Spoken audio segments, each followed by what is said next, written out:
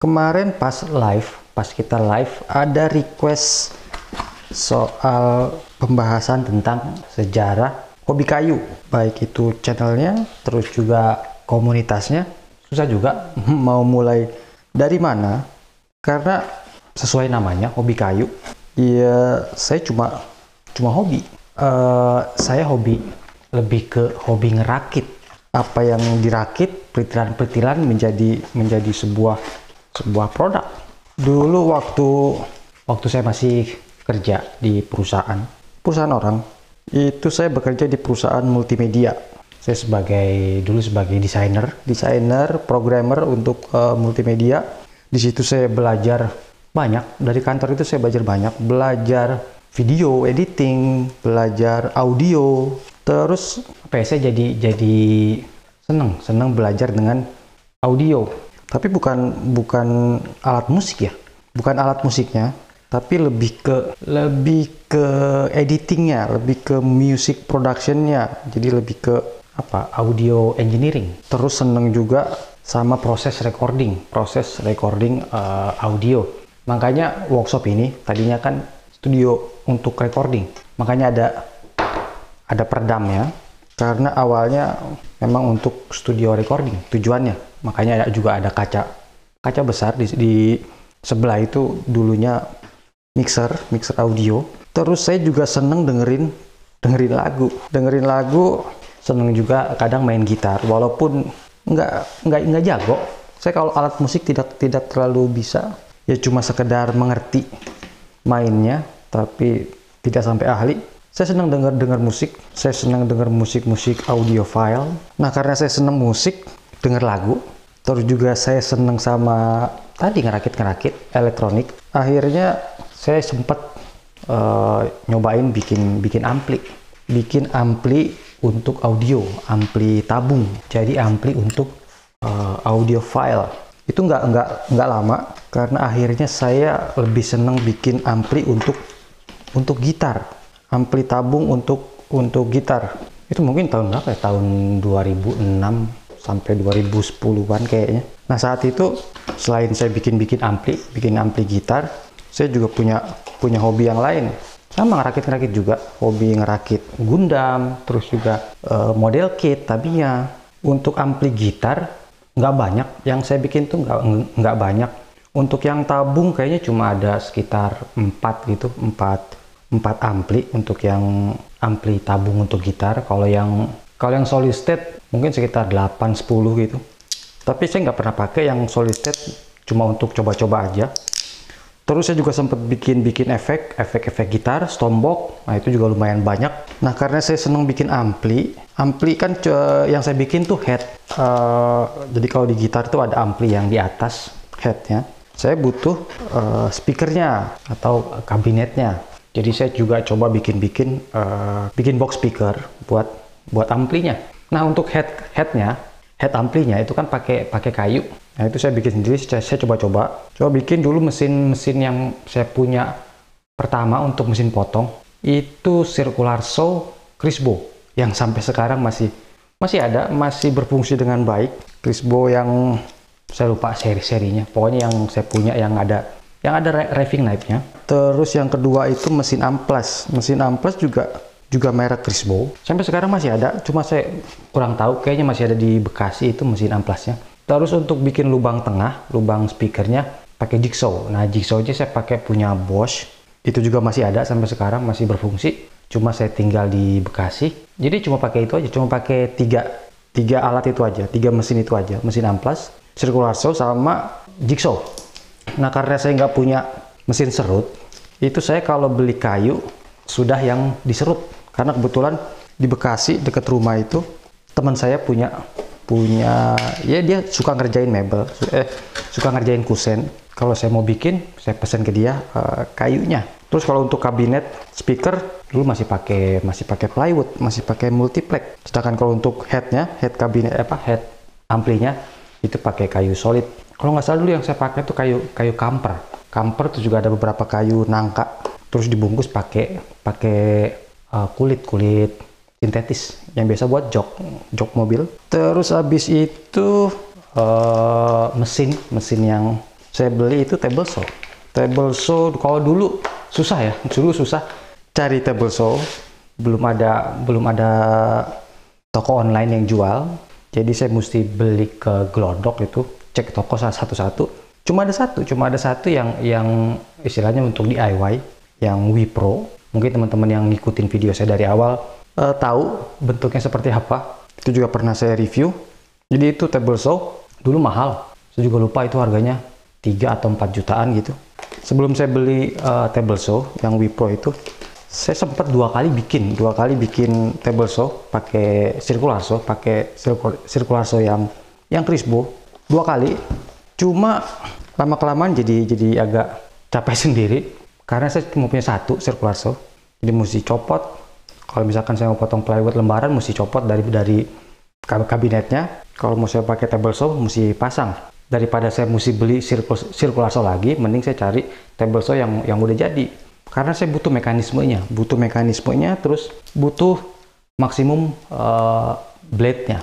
Jadi saya butuh yang 10 in, terus mekanisme naik turun kemiringan biar nggak repot. Karena waktu, kalau buat saya waktu buat bikin mekanismenya DIY itu nggak kekejar karena waktu itu banyak kerjaan yang menyita waktu. Jadi itu awalnya saya seneng ke woodworking. Berawal dari bikin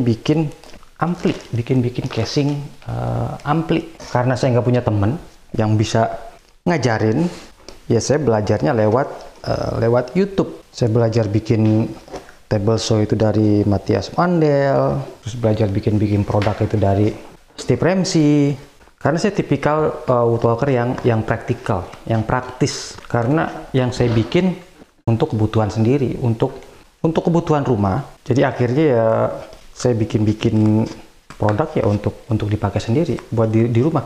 Nah, karena saya baru pindah ke Jogja, baru bikin rumah di Jogja, rumah yang sekarang ini itu kan masih kosong. Jadi mungkin hampir semua furnitur ya, bukan kusen, itu saya bisa bikin sendiri. Karena kalau dihitung-hitung jatuhnya jauh lebih murah. Kita bikin sendiri, kita beli mesinnya sendiri daripada mesti pesen. Nah, untuk channelnya sendiri, untuk hobi kayu sendiri, itu sebenarnya sih dulu nggak ada rencana mau bikin video buat YouTube.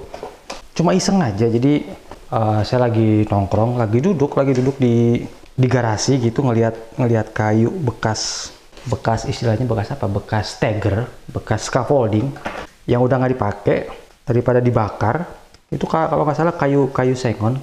Nggak tahu gimana, saat itu saya lagi pegang handphone, ya saya bikin stool pakai kayu bekas steger itu sambil saya rekam, terus saya upload di Facebook. Itu ya video pertama. Terus saya upload di YouTube saya, YouTube yang pribadi. Tapi habis itu saya hapus lagi. Nah, habis saya hapus, nah itu baru kepikiran kayaknya sambil iseng mending diseriusin pakai channel yang bener-bener channel untuk woodworking. Akhirnya ketemu nama Hobi Kayu. Karena biasanya kalau dulu saya pernah jualan barang-barang elektronik, komponen elektronik yang impor untuk kebutuhan audiophile, terus juga kebutuhan bikin ampli tabung. Itu namanya ruanghobi.com.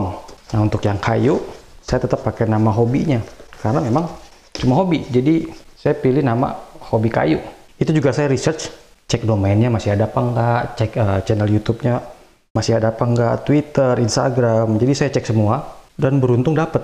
Akhirnya ya sampai sekarang saya pakai Hobi Kayu. Nah, cuma kalau untuk take video, nah untuk video-video awal itu video sembarangan, maksudnya ya belum mengerti bagaimana bikin konten yang benar, bikin konten yang bisa diterima, baik untuk tag videonya, terus juga editingnya, terus juga safety-nya pada saat kita kerja. Karena yang namanya di awal coba-coba, tapi ya saya belajar dari teman-teman yang lain karena banyak masukan di komentar gitu, atau dari teman-teman yang nonton. Jadi sambil berjalan ya sambil memperbaiki kontennya, memperbaiki kreasi kontennya. Nah, ternyata respon dari teman-teman yang nonton itu bagus. Iya, saya anggapnya bagus. Itu saya mulai dulu kalau nggak salah tahun 2015. Pertama kali upload itu tahun 2015. Nah, terus di tahun 2016 itu ada kepikiran karena subscriber sudah lumayan kelihatan, terus juga yang aktif juga lumayan. Kepikiran gimana kalau misalkan kita gathering. Saya tanya dulu tuh, saya tanya ke teman-teman gimana kalau misalkan kita gathering. Nggak usah banyak-banyak, maksudnya sekitar 50-60 orang kita kumpul-kumpul. Dan responnya bagus, banyak yang mau. Dulu di 2016 akhir kita bikin plan buat kita ngadain gathering di Jogja. Nah di situ juga sempat kepikiran, kayaknya kalau di luar itu kalau ada event woodworking itu ada sponsor, ada banyak sponsor yang ikutan. Nah itu saya tes, saya coba. Waktu itu sponsor atau brand yang sudah saya kenal itu Bio, karena kebetulan ownernya Bio teman saya. Itu saya coba, saya kontak ke brand-brand lain, saya kontak ke Propan tapi nggak dijawab. Terus saya kontak mesin-mesin, saya kontak Bosch, itu juga waktu itu belum dijawab. Terus lem, saya kontak lem dulu, baru ada lem Presto. Lem Presto dijawab dan dia langsung mau ikutan sponsorin. Nah kalau untuk yang Stanley di Watt, itu waktu itu saya belum ketemu infonya siapa yang atau kontaknya di mana, kontaknya ke siapa untuk di Indonesia. Jadi saya nekat kontak Stanley Black & Decker ke Singapura. Jadi saya email mereka di Singapura, akhirnya dikasih kontak untuk yang di Indonesia. Dan mereka juga langsung oke untuk sponsorin eventnya. Padahal saya sudah bilang ke mereka ini event kecil, event komunitas kecil, cuma sekitar 50 orang, tapi mereka langsung oke. Saya kontak Makita, tidak ada jawaban, karena saya kontak Makita langsung ke Singapura, karena kontak di Indonesianya nggak ada informasinya. Jadi dari banyak brand yang saya kontak, yang jawab itu cuma Presto, terus Stanley. Tapi akhirnya Propan jawab, tapi sudah seminggu, kalau nggak salah seminggu sebelum event. Jadi untuk sponsorship kita sudah close. Nah itu saya juga kaget ya, maksudnya, ternyata brand mau sponsorin event kecil, event woodworking. Dan kalau saya tanya ke mereka, ternyata memang belum pernah ada yang seperti ini atau yang seperti itu. Nah di event itu yang kalau kita nyebutnya namanya Woodfest, Hobi Kayu Woodfest 2017. Nah itu akhirnya saya ketemu teman-teman yang lain, dan yang datang pun malah kebanyakan dari luar Jogja. Jogja cuma sedikit, paling banyak itu dari Jakarta dan jauh-jauh. Ada yang dari Batam, ada yang dari Sulawesi. Itu saya kaget, yang datang malah yang jauh-jauh. Dan ternyata kita punya